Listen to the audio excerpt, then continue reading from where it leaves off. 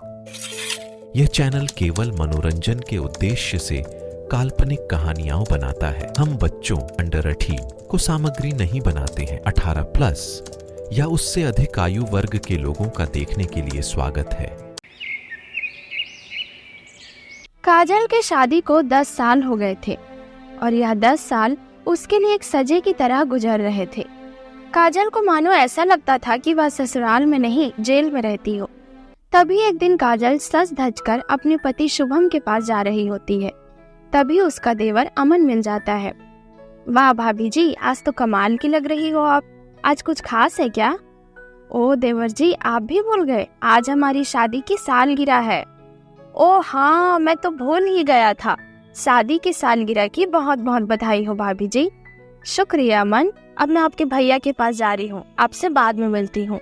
काजल अपने पति शुभम के पास जाती है और मन में सोचते रहती है कि आज तो वो मेरी बहुत तारीफ करेंगे। तभी काजल, सुनिए जी, आज हमारा कुछ स्पेशल दिन है, आपको याद है ना? तभी शुभम कहता है, ये क्या बना रखा है खुद को, और आज ऐसा क्या खास है? आज हमारी सालगिरह है, इसलिए आज मैं आपके पसंद के कलर की साड़ी पहनी हूँ और इतना तैयार हुई हूँ सिर्फ आपके लिए। कैसी लग रही हूँ मैं, बताइए?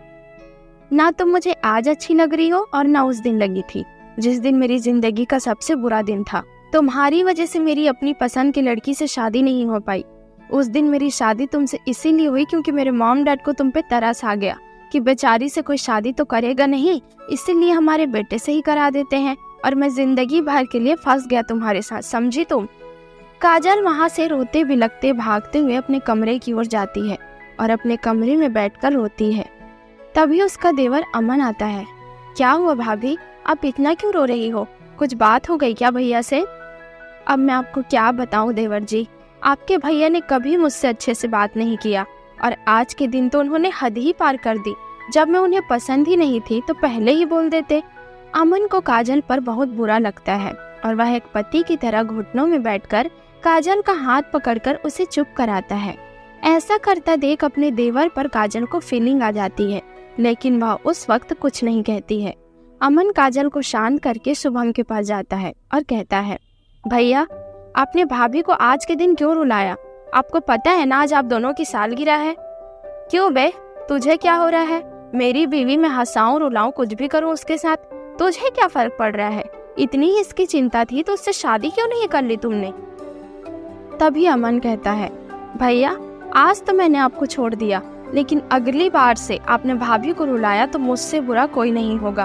और अमन वहाँ से चला जाता है। दूसरे दिन की सुबह शुभम जल्दी उठकर घर से बाहर चला जाता है। वह उसी लड़की से मिलने जाता है जिसे वह पसंद करता था। वह दोनों पार्क में बैठकर बातचीत करते रहते हैं। तभी वहीं से अमन गुजरते रहता है और वह शुभम को उस लड़की के साथ देखकर हैरान हो जाता है और मन में कहता है, आप नहीं सुधरोगे भैया, आपकी वजह से मैंने अपनी फीलिंग्स दबा कर रखी है भाभी के लिए। अब और नहीं, अब मैं भाभी को हमेशा खुश रखूंगा। अमन घर की ओर निकल जाता है। वह जैसे ही घर पहुंचता है, काजल न्यूज़पेपर पढ़ रही होती है। तभी अमन कहता है, भाभी मैं घर आ गया। आ गए अब देवर जी, आपके लिए नाश्ता लगा दूं? हाँ नाश्ता लगा दीजिए, लेकिन मेरे कमरे में, मुझे आपसे कुछ बात भी करनी है। ठीक है, आप चलिए मैं नाश्ता लेकर आती हूँ। काजल किचन में सोचते रहती है कि देवर जी आखिर क्या बात करेंगे। क्या जो मैं सोच रही हूँ वही बात करेंगे? चलो पहले देवर जी के पास जाती हूँ। काजल नाश्ता लेकर अमन के कमरे में पहुँच जाती है। कहिए देवर जी, क्या बात करनी है आपको? भाभी आप प्लीज बुरा मत मानना जो मैं आपसे कहने जा रहा हूँ उस बात से। मैं कई दिनों से आपसे ये बात कहना चाह रहा था। ठीक है, मैं बुरा नहीं मानूंगी, आप कहिए तो। अमन काजल का हाथ पकड़ लेता है और कहता है, भाभी आप मुझे बहुत अच्छी लगती हो। जब जब मैं आपको रोते हुए देखता हूँ तब तब मेरे दिल को बहुत चोट पहुँचती है। मैं आपका हमेशा के लिए ख्याल रखना चाहता हूँ। क्या आप मेरा साथ देंगी? काजल कुछ देर तो चुप रहती है, फिर कहती है, देवर जी मैंने किचन में दाल चढ़ा रखी है, मैं बाद में बात करती हूँ आपसे। और काजल वहाँ से भागते हुए चली जाती है। वह सीधे अपने कमरे में जाती है। क्या देवर जी सच में मेरा ख्याल रखना चाहते हैं? लेकिन मैं ऐसा कैसे कर सकती हूँ? मेरे बारे में बाकी लोग क्या सोचेंगे कि इसका अपने देवर के साथ चक्कर है और मेरी बहुत बदनामी हो जाएगी। नहीं नहीं, मैं ऐसा नहीं कर सकती हूँ। आज मुझे बहुत बोरिंग सा लग रहा है, मैं थोड़ा बाहर घुमाती हूँ। काजल जब बाहर टहलने निकलती है तभी वह अपने पति शुभम को किसी लड़की के साथ देखती है। शाम था और ठंड के कारण कोहरा छाया हुआ था तो सही से क्लियर दिखाई नहीं दे रहा था। तभी वह थोड़ा नजदीक जाकर देखती है तो वह उसका पति ही होता है जो गैर औरत के साथ बैठा होता है। काजल फौरन वहां से घर चली जाती है। मैं अपनी फीलिंग्स को छुपा रही हूँ देवर जी के प्रति, लेकिन ये तो खुलेआम गुलछर्रे उड़ा रहे हैं। तभी हॉल से आवाज आती है, बहू कहाँ हो, जरा बाहर आओ। काजल हॉल में जाती है। काजल की सास संतोषी उससे कहती है, बहू मुझे तुमसे कुछ अर्जेंट बात करनी है। हाँ माँ जी कहिए। बहू आज मैं हमारे पड़ोसी शीला के घर गई थी, उसकी बहू का लड़का हुआ है तो शीला मुझे ताना मार के कहती है, क्यों संतोषी बहन तुम कब पोता पोती के साथ खेलोगी? ऐसा बेइज्जती मुझे बर्दाश्त नहीं होता और मैं वहाँ से फौरन लौट आई। अब मेरे कहने का पूरा सार ये है कि तुम मुझे कब दादा बना रही हो, जल्दी बताओ मुझे। माँ जी अब मैं आपको क्या बताऊँ इस बारे में, आप अपने बेटे से ही क्यों नहीं पूछती हो? और वह अपने कमरे में चली जाती है। अब माँ जी को भी पोता या पोती चाहिए, लेकिन मैं उन्हें कैसे बताऊं कि उनका बेटा तो कहीं और ही बच्चा करने की सोच रहा है और मैं अमन को बहुत पसंद करती हूँ। आज मैं अमन को अपनी दिल की बात कह कर रहूंगी। मैं रात को उसके कमरे में जाऊंगी जब सब सो जाए रहेंगे तब। कुछ ही वक्त में रात हो जाती है और काजल मौका देखकर अमन के कमरे में चली जाती है। देवर जी दरवाजा खोलिए, मैं हूँ आपकी भाभी। अमन दरवाजा खोलता है। काजल अपने दिल की बात बोल देती है। तभी अमन, भाभी आपको आपत्ति न हो तो क्या आप मेरे साथ सोएंगी आज? दोनों हम बिस्तर हो जाते हैं। दोनों इतना मदहोश रहते हैं कि सुबह का पता ही नहीं चलता है। तभी शुभम काजल को आवाज लगाता है, लेकिन उसके जवाब न देने पर शुभम काजल को देखने कमरे में जाता है, लेकिन वह वहाँ रहते ही नहीं है। वह काजल को पूछने के लिए अमन के कमरे में जाता है और वह दरवाजा नॉक करता है, लेकिन दरवाजा नहीं खुलता है। तभी शुभम दरवाजा को धक्का देता है और दरवाजा खुल जाता है। रात को अमन और काजल प्यार में इतने मदहोश हो गए कि उन्होंने दरवाजा लॉक ही नहीं किया था।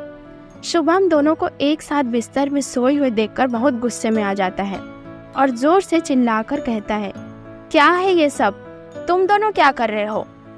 दोनों शुभम की आवाज से उठ जाते हैं। तभी शुभम कहता है, तो तूने मेरे भाई को फंसा ही लिया। उतने में काजल की सास भी वहाँ पहुँच जाती है। दोनों को एक साथ देखकर वह कहती है, ये सब क्या चल रहा है बहू? फिर काजल कहती है, आप अपने बेटे से क्यों नहीं पूछते माँ जी कि वो रात भर कहाँ थे, फिर मुझ पे इल्जाम लगाइए। तेरी यह मजाल कि तू मेरे से ऐसे बात करे। और वह काजल को मारने के लिए आगे बढ़ता है। तभी अमन सामने में आ जाता है और कहता है, भैया अब बस भी कीजिए, काजल अब मेरी है, आप उसे हाथ क्या छू भी नहीं सकते, समझे आप? तुझे क्या हो गया है, अपने बड़े भैया से कोई ऐसे बात करता है? बड़े भैया और आप छोड़िए भी, आप तो अपनी सच्चाई नहीं बताएंगे, इसलिए मैं अपनी ही बता देता हूँ। क्योंकि मैं आपकी तरह छुप छुप कर पार्क में मिलने नहीं जाता हूँ। मैं काजल से प्यार करता हूँ और इसका हमेशा ख्याल रखूंगा और प्यार भी करूंगा। इसे आपकी तरह रुलाऊंगा नहीं, समझे आप?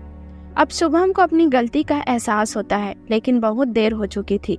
काजल और अमन घर छोड़कर चले जाते हैं और अपनी जिंदगी की नई शुरुआत करते हैं और खुशी खुशी जीवन बिताते हैं। तो दोस्तों, इस कहानी से हमें यह सीख मिलती है कि इंसान को अक्सर उस वक्त कद्र नहीं होती जब इंसान उसके साथ होता है। इंसान के दूर जाने के बाद उस इंसान की अहमियत पता चलती है। इसीलिए दोस्तों, आपके साथ जो भी हो उसकी कद्र करो।